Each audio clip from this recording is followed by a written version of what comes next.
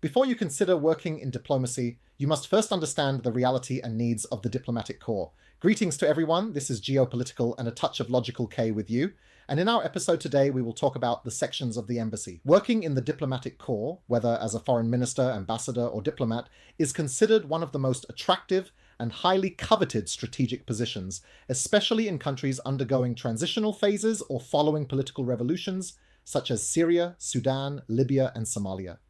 The importance of this sector lies in its ability to shape foreign policies and secure the country's international presence.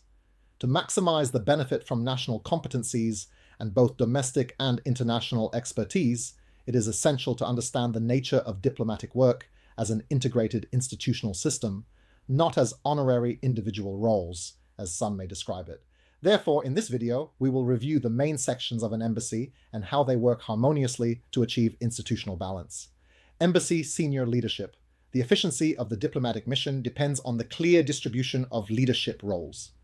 The ambassador or head of the diplomatic mission is considered the personal and direct representative of the head of state to the host country after the acceptance of their credentials. Their primary duties include holding high-level and direct meetings with the foreign ministry and sovereign entities, such as the White House and Congress in the US, or Parliament and the House of Commons in the UK and Europe. Additionally, the ambassador oversees all embassy sections and reviews and evaluates sensitive political reports before sending them to the capital. The deputy head of mission, or deputy ambassador, holds a position equal in importance and privileges to that of the ambassador. The deputy manages the embassy's executive details and internal meetings, represents the ambassador at official events and lectures, and signs some agreements in case of scheduling conflicts or during the ambassador's administrative absences. In transitional governments suffering from low trust levels, the deputy ambassador acts as a safety valve for accurate data transfer and building direct communication channels with the political leadership in the capital. Strategic and executive sections within the embassy. First, the political section. This section is the intellectual backbone and main driver of the embassy, usually consisting of 3 to 6 diplomats and assistant researchers. Their tasks include 1. Monitoring and analyzing the host country's political orientation toward the home country. 2. Building relationships and bridges with parallel political circles and think tanks that the ambassador cannot cover alone. 3. Preparing forward-looking studies on emerging political elites and assistance to MPs and officials, who form the backbone of parties and their diplomatic constants, to ensure the sustainability of political relations as governments change. Administrative note: some emerging or budget-limited countries resort to PR agencies to manage this networking, but this step makes the embassy hostage to the partisan orientations of those companies, Democratic or Republican, Labour or Conservative. Therefore, members of the political section must be expatriates from the home country with eligibility and deep expertise in international politics.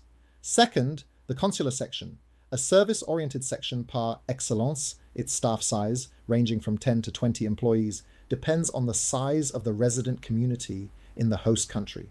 The section handles legal and documentary transactions such as issuing and renewing passports, certifying civil documents and legal powers of attorney, repatriating remains, and issuing entry visas for foreigners. The consul and heads of sensitive files must be citizens of the home country, while local employees can be hired for reception, translation, and archiving to facilitate communication in the host country's language. Third, the economic and commercial section, Arab diplomatic representation, generally suffers from the weakness of this section, despite its fundamental importance. It consists of economic attachés specializing in financial markets, digital currencies, and trade exchange. Their responsibilities include 1. Providing investment consultations and data to expatriate businessmen to prepare them for entering markets and avoiding losses. 2. Facilitating communication between foreign investors and the home government, studying price offers and major companies, such as Apple or Samsung, to build memoranda of understanding that serve energy and technology projects at home, as well as opening employment channels for national competencies.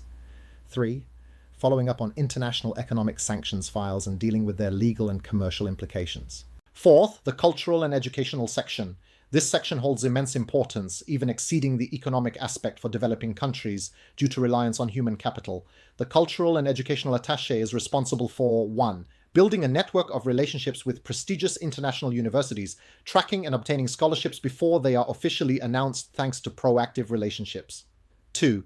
Guiding students and preparing their CVs and research papers in line with global university standards and benefiting from ethnic and cultural diversity policies that grant privileges to Middle Eastern students and minorities. 3. Organizing cultural events and campaigns to introduce national heritage and building partnerships to translate the country's literary and intellectual output into world languages. 5th, the media and public diplomacy section. This section is responsible for promoting state policy and managing media crises. It includes the official spokesperson of the embassy, who must be articulate, calm, and highly proficient in the host country's language. This person is the main media face in interviews, press releases, and broadcasts. The digital diplomacy team manages the website, social media accounts, and produces visual and audio content, videos, and photos of diplomatic activities to strengthen the country's international position and overcome periods of media restriction.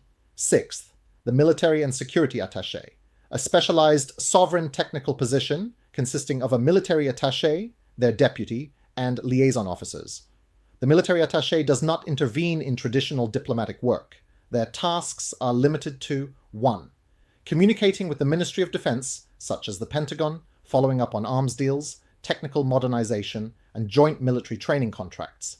2. Coordinating on counterterrorism and joint security cooperation files and preparing defense reports based on open source intelligence to protect the home country's national security. 7th, the embassy's internal security unit, a body completely separate from the military attaché, exclusively responsible for securing diplomatic premises, staff, and documents. The security officer, who must be a citizen of the home country, organizes entry and exit operations, supervises surveillance cameras, develops emergency and evacuation plans, and coordinates directly with the host country's local police. 8th, the protocol and ceremonial section. This section is concerned with improving the visual and communicative image of the mission.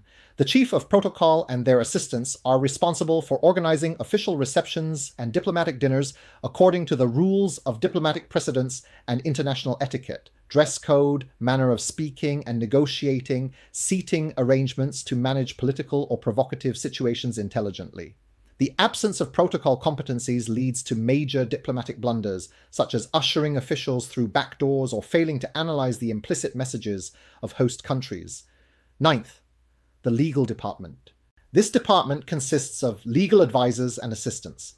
Its importance lies in studying and monitoring local laws and regulations enacted by the host country, reviewing bilateral agreements and commercial and service contracts, and providing legal advice to the ambassador to avoid legal prosecution. Note, legal advisors are bound by professional confidentiality under local law, which allows embassies to engage major international and transcontinental law firms to ensure high-level legal representation in complex cases. 10th, Community Affairs and Lobby Building Department. This department, which is preferably divided geographically in large countries such as the United States into eastern, western, and central coasts, is responsible for strengthening ties with immigrants and expatriates, supporting student and business clubs, and resolving urgent social issues. More importantly, this department brings together and unites dispersed national energies socially, away from sectarian or political divisions, with the aim of establishing organized and positive lobbying groups that serve the homeland's causes in international forums.